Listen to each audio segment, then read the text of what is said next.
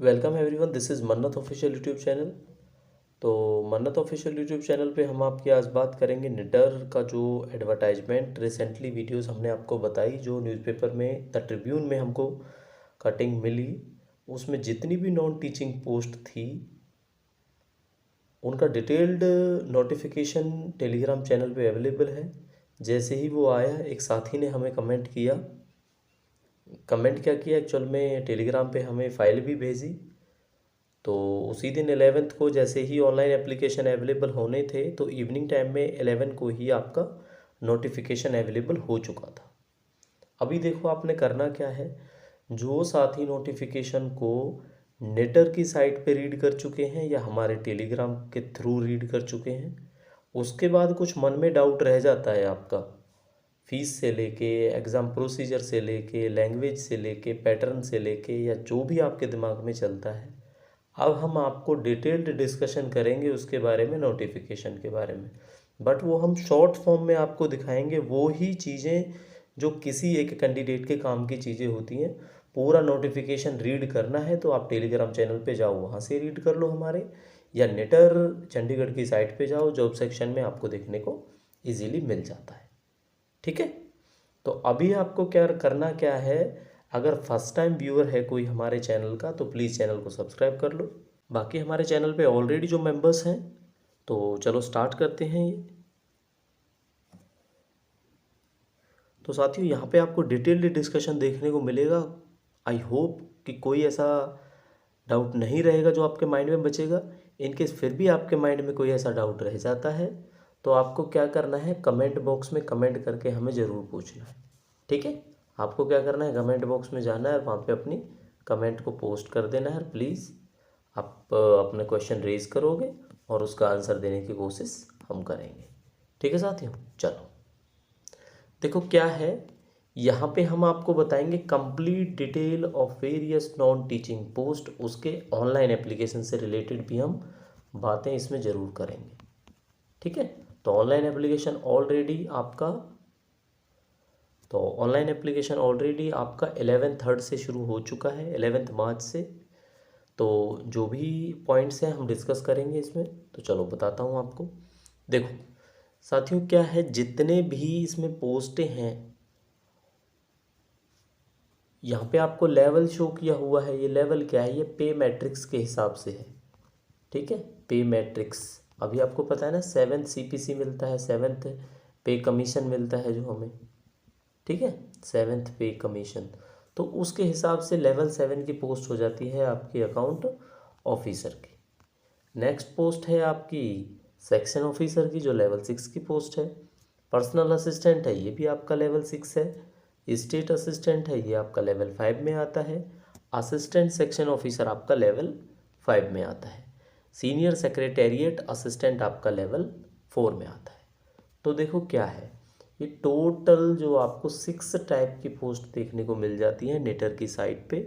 अभी इनके online application available हैं, बट मेरे पास जो सबसे ज़्यादा कैंडिडेट आएंगे वो आएंगे सीनियर सेक्रेटेरियल असिस्टेंट और अपना ये असिस्टेंट सेक्शन ऑफिसर। ठीक है, अब आपको देखना ये है कि लेवल 4 और 5 के जो ग्रुप की पोस्टें हैं, उसमें ऐसा क्या है जिसमें सबसे ज़्यादा कैंडिडेट हमारे पास हैं, इसमें से जो हमें कमेंट करते हैं या हमारी नोटिफिकेशंस पे बिलीव करते हैं। ठीक है, बाकी ये पोस्टें क्या है, इनमें एक्सपीरियंस की ज़रूरत होती है या आपका रेपुटेशन की ज़रूरत पड़ती है, तो ये इस तरह से है। लेकिन डिटेल्ड नहीं, इनका भी हम डिस्क्रिप्शन थोड़ा सा आपको ज़रूर देंगे। तो जो भी साथी सोच रहा है सीनियर सेक्रेटेरिएट असिस्टेंट और असिस्टेंट सेक्शन ऑफिसर का, तो आपके लिए राइट प्लेटफॉर्म है डिस्कशन के लिए। मैं आपको बता देता हूँ ये सब कुछ।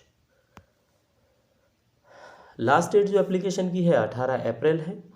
एप्लीकेशन सबमिटेड अगर आप वंस कर दोगे, ये देखो ये है आपकी लास्ट डेट 18 अप्रैल तक। तो 18 अप्रैल से पहले पहले तक आप अप्लाई कर सकते हो। अगर किसी ने एप्लीकेशन सबमिट कर दिया तो क्या वो चेंज कर सकता है या नहीं कर सकता? एक भाई का कमेंट है, यूट्यूब चैनल पे ही देखने को मिलेगा, अभी तक रिप्लाई हम कर नहीं पाए हैं, बट उसका रिप्लाई इसी में मैंने ढूंढा है। मैं आपको बता देता हूँ कि कुछ भी चेंजेस अगर आपको लगता है फॉर्म सबमिट के बाद आपने करना है, तो नो चेंज परमिटेड, उसमें चेंज नहीं होगा। ठीक है, तो फॉर्म भरते टाइम आपने क्या करना है, फॉर्म भरते टाइम आपने फोकस रखना है ऑनलाइन एप्लीकेशन पे ताकि कोई गलती ना हो आपकी। ठीक है, फीस यहाँ पे आपकी 750 देखने को मिलेगी। नो फीस रहेगी किसके लिए, या तो SC ST से कैंडिडेट होना चाहिए और या वो कैंडिडेट होना चाहिए एक फीमेल कैंडिडेट। ठीक है, बाकी फीस रीजनेबल ही होती है नेटर की 750। नेक्स्ट बात करेंगे रिटन टेस्ट की। तो रिटन टेस्ट में क्या बताना है, रिटन टेस्ट में बताना है आपको कि केवल इंग्लिश लैंग्वेज में होगा, और सबसे बड़ी बात एग्ज़ाम कंडक्ट भी चंडीगढ़ में होगा। ये बात याद रखना, केवल इंग्लिश लैंग्वेज में होगा, ठीक है, हिंदी में नहीं होता ये। और एग्ज़ाम जो कंडक्ट होगा वो केवल सिटी चंडीगढ़ में होगा, है ना। तो फॉर्म भरने से पहले ये भी सोच लेना कि एग्ज़ाम देने चंडीगढ़ आना है। अगर आप तमिलनाडु से बिलोंग करते हो तो आपको be prepared for your examination to be held in Chandigarh only. तो ये आपकी रिस्पॉन्सिबिलिटी है कि फॉर्म भरने से पहले आप ये डिसाइड कर पाओ कि आप जा पाओगे या नहीं जा पाओगे।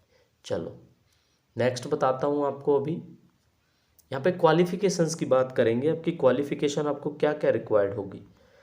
तो देखो, अगर आप अकाउंट ऑफिसर के लिए फॉर्म फिल करते हो अपना अकाउंट ऑफिसर के लिए, तो आपको क्या करना है, आपका डेपुटेशन को प्रीफर करेंगे ये 100%।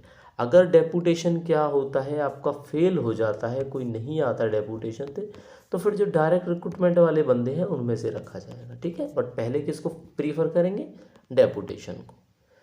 ग्रेजुएशन चाहिए होती है, SC/S क्वालिफाइड होना चाहिए। एक्सपीरियंस 5 से 8 साल का देखने को मिलेगा। अब ये जो 5 साल वाला है ना, ये तो ग्रेजुएशन के साथ में 5 साल चाहिए, और जो ये 5 साल है जो ये तो पोस्ट ग्रेजुएशन के साथ में 5 साल, और जो 8 साल है वो ग्रेजुएशन के साथ में 8 साल। ठीक है, ये फ़र्क है इसमें। बाकी करना क्या है, एज लिमिट आपकी 45 रहेगी। ये अकाउंट ऑफिसर का मैंने मेनली आपको बता दिया। अब बात कर लेंगे आपकी दूसरी पोस्ट की, जो आ जाती है आपकी पर्सनल असिस्टेंट। ठीक है, तो पर्सनल असिस्टेंट में क्या करना है, ग्रेजुएशन होनी चाहिए, 5 साल का एक्सपीरियंस होना चाहिए, जिसमें से आपका देखो टोटल आपका एक्सपीरियंस होगा कितना, 5 साल का। 5 में से 3 साल का एक्सपीरियंस आपको वो चाहिए जो आपका स्टेनोग्राफर का हो, कम से कम जूनियर स्टेनोग्राफर। ठीक है, इस लेवल पे होना मैंडेटरी है। शॉर्ट हैंड की स्पीड 100 WPM रखी जाएगी, और टाइपिंग की स्पीड आपकी 40 WPM। तो 100 की स्पीड में आपका जो है डिक्टेशन होगी यहाँ पे, और 40 की स्पीड में उसको आपको टाइप करके देना है। तो ये था आपका पर्सनल असिस्टेंट का। एज की बात करेंगे तो इसमें 35 एज इन्होंने रखी हुई है, ये आप याद रखना। ठीक है, नेक्स्ट देखो, अभी क्वालिफिकेशन की बात करेंगे आपकी सेक्शन ऑफिसर ग्रेड 2। तो सेक्शन ऑफिसर ग्रेड 2 में क्या क्या चाहिए होता है, ग्रेजुएशन चाहिए। ग्रेजुएशन के साथ में आपको एक्सपीरियंस होना चाहिए, कितने साल का, 6 साल का एक्सपीरियंस। कौन से ग्रेड पे में, 2800 grade pay, that is level 5।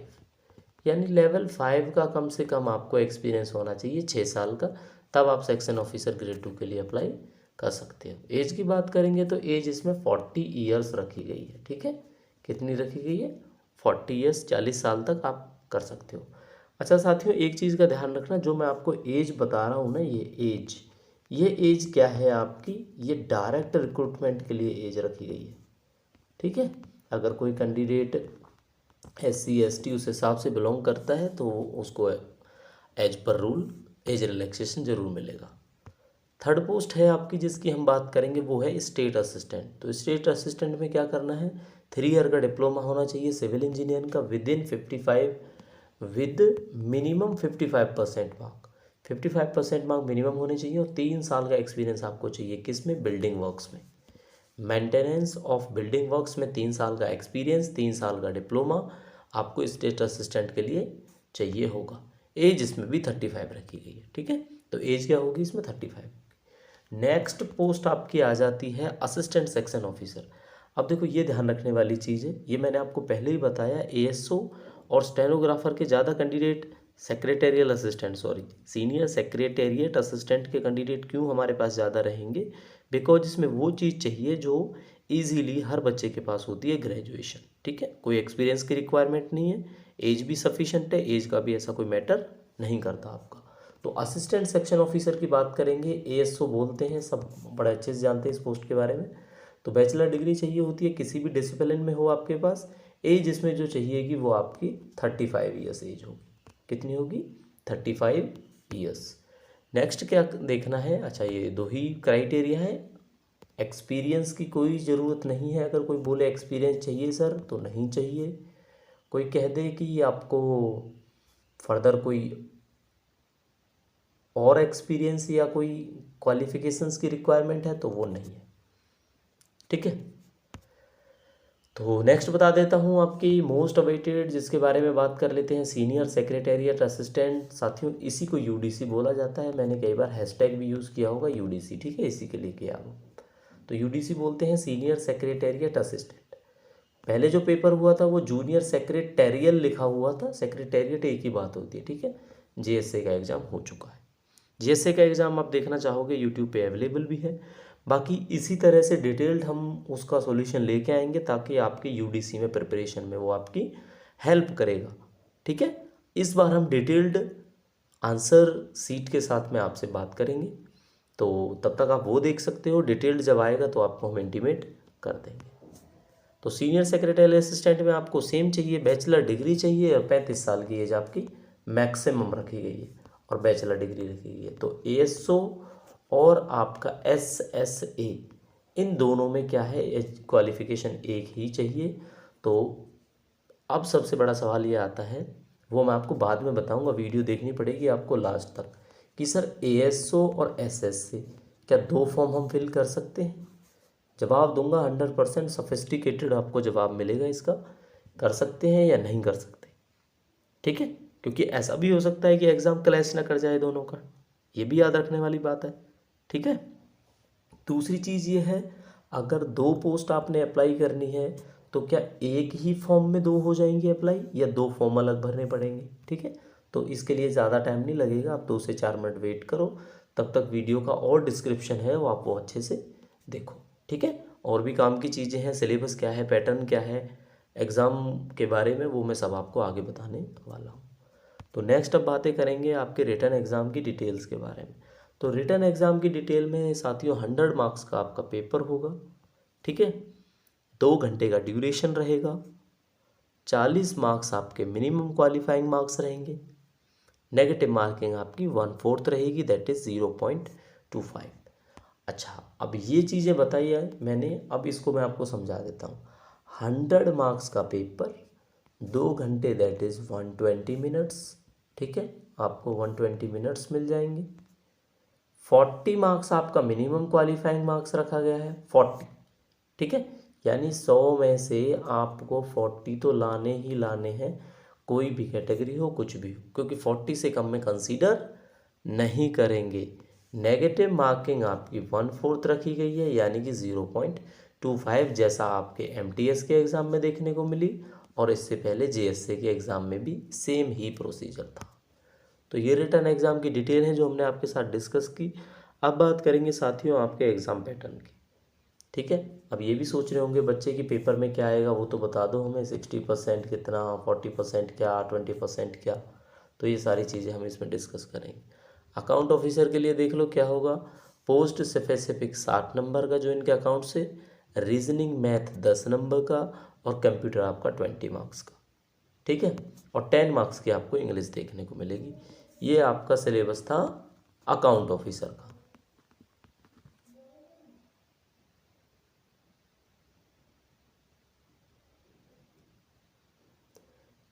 ठीक है साथियों, किसका था आपका ये? अकाउंट ऑफिसर का सिलेबस था पैटर्न के अकॉर्डिंग। ठीक है, अब नेक्स्ट पैटर्न देख लेते हैं हम, सेक्शन ऑफिसर ग्रेड 2 का। इसमें क्या होगा, पोस्ट स्पेसिफिक और कंप्यूटर दोनों को मिलाकर, पोस्ट स्पेसिफिक और कंप्यूटर दोनों को मिलाकर 80 नंबर का, रीजनिंग मैथ और इंग्लिश को मिलाकर 20 नंबर का। तो कुल मिला के इसमें ज़्यादा आने वाला है कंप्यूटर और post specific, that is 80 marks. ठीक है, नेक्स्ट पोस्ट की बात करेंगे आपकी, तो वो आ जाती है स्टेट असिस्टेंट। इसका भी सेम पैटर्न है भाई, पोस्ट स्पेसिफिक और कंप्यूटर आपका 80 मार्क्स का और रीजनिंग मैथ और इंग्लिश 20 मार्क्स का, टोटल 100 हो जाएगा आपका। अब नेक्स्ट पोस्ट देखेंगे आपकी, वो होगी साथियों असिस्टेंट सेक्शन ऑफिसर, जिसका आपने अच्छे से देखना है। पोस्ट स्पेसिफिक और कंप्यूटर का आपको 80 नंबर का देखने को मिलेगा, है ना। और रीजनिंग एंड मैथ आपको 20 का देखने को मिलेगा और इंग्लिश आपको 20 का देखने को मिलेगा। अब यहाँ पे ये गलत हो गया, ठीक है, क्योंकि ये हो जाएगा यार, ये तो 120 नंबर का हो गया, तो 120 नहीं है ये जो 80 है ना साथियों, यहाँ पे 60 कर लेना, ये थोड़ी सी गलती हो गई है, इसमें 60 हो गए, ठीक है। यानी 60 नंबर का मिलेगा आपको पोस्ट और कंप्यूटर से रिलेटेड, रीजनिंग और मैथ 20 नंबर का मिलेगा और इंग्लिश साथियों आपको 20 नंबर की देखने को मिलेगी असिस्टेंट सेक्शन ऑफिसर। क्लियर।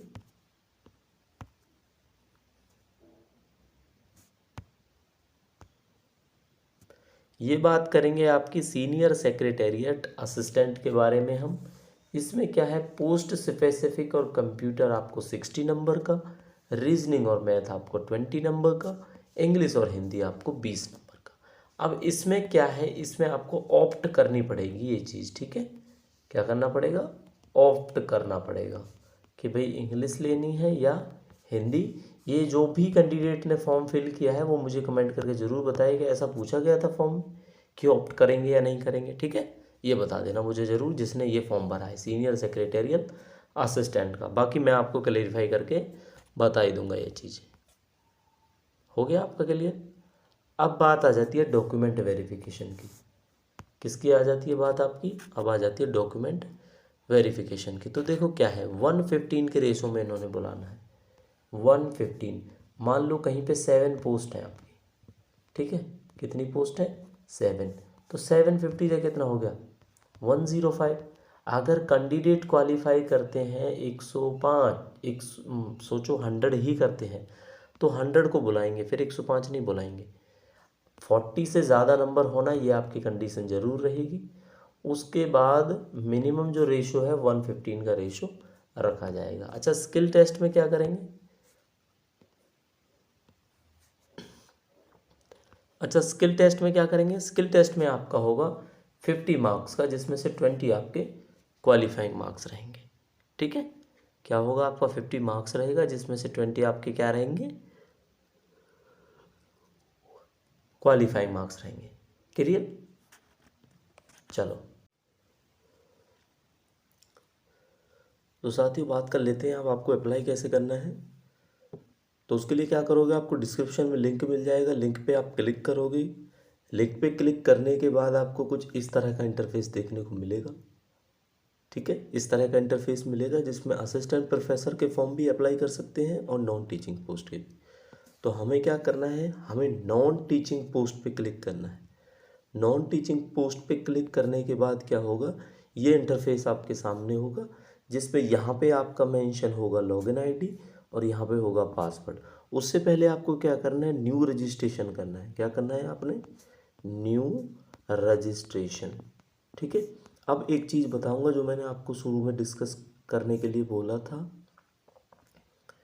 कि एक कैंडिडेट 2 एप्लीकेशन फॉर्म फिल कर सकता है या नहीं कर सकता। तो मैं बताऊंगा आप 2 एप्लीकेशन फॉर्म फिल कर सकते हो, ठीक है। उसके लिए क्या करना है आपने, उसके लिए ये करना है, जैसे मान लो आपने एएसओ का फॉर्म फिल किया तो आप रजिस्ट्रेशन करोगे और उस रजिस्टर्ड आईडी से फॉर्म को फिल कर दोगे। अब क्या करना है, सेकेंडली आपने दोबारा रजिस्ट्रेशन करना है और इस बार आप एसएससी के लिए फॉर्म अप्लाई करोगे, ठीक है। ये यहाँ पे देखो ऊपर साफ साफ मेंशन है, ठीक है। क्या लिखा है, ये applicant want to apply for multiple post, the applicant must register separately for each post and fill their details for the respective login ID. मतलब एक लॉगिन आईडी पे आप एक फॉर्म भर सकते हो, ठीक है। और लॉगिन आईडी इनकी एन से स्टार्ट होती है, लेटर होता है जो भी, ठीक है। एन से स्टार्ट होगी लॉगिन आईडी, जैसे 9N2314 इस तरह से, सो ठीक है। तो अब क्या करना है, रजिस्ट्रेशन करने के बाद आपने फॉर्म को फिल करना है। फॉर्म को फिल में आपको कोई प्रॉब्लम फेस करनी पड़ती है तो आप कमेंट करके हमें ज़रूर पूछ सकते हैं, ठीक है साथियों। चलो नेक्स्ट पॉइंट आपको बताता हूँ। अब बात करेंगे हम डिटेल्ड सिलेबस की। तो देखो ये आपके लिए, अभी मैंने पैटर्न वाइज आपको बताया कि रीजनिंग मैथ ये इतना इंग्लिश इतना आएगा, लेकिन डिटेल्ड सिलेबस का मतलब क्या होता है, डिटेल्ड सिलेबस का मतलब होगा इंग्लिश में टॉपिक कौन कौन से होंगे, ठीक है। अगर मैथ्स पूछेंगे तो मैथ्स में टॉपिक कौन कौन से होंगे, तो ये आपको ड्यू कोर्स में देखने को मिल जाएगा, यानी कि कुछ टाइम के बाद। सिर्फ आप मन्नत ऑफिशियल यूट्यूब चैनल को सब्सक्राइब करके रखो, जैसे ही डिटेल्ड सिलेबस रिलीज़ होगा अलग से डिटेल्ड सिलेबस की वीडियो आपको देखने को मिल जाएगी साथियों। ओके, नेक्स्ट डिस्कस करते हैं। फॉर फर्दर अपडेट आप टच में रहना, यूट्यूब और टेलीग्राम पे हमसे जुड़े रहना। तो साथियों ये वीडियो थी आपकी national institute of technical teachers training and research institute Chandigarh की, जिसमें हमने बात की complete details for various non teaching post, उसके ऑनलाइन एप्लीकेशन से एजुकेशन क्वालिफिकेशन, एज का क्राइटेरिया, आपकी एप्लीकेशन फ़ीस, और ये सब हमने डिस्कस किया। इसके अलावा कुछ ऐसा रह गया था जो डिस्कस करना था, जो आपका डाउट रह जाता है तो आप प्लीज़ कमेंट में हमसे पूछ सकते हैं। तो मिलेंगे साथियों डिटेल्ड सिलेबस वाली वीडियो के साथ, या उससे पहले कोई और अपडेट आती है नेटर की तरफ से तो वो भी हम ज़रूर स्टार्ट करेंगे। अभी हमने PGI Chandigarh data entry operator के लिए कंप्यूटर की क्लासेस हैं, 2-3 क्लासेस हो चुकी हैं, वो अवेलेबल हैं, तो वो आप ज़रूर देखो, बिकॉज कंप्यूटर भी आपका सिलेबस का पार्ट है नेटर के लिए। तो वो वीडियो आप तब तक फॉलो कर सकते हो।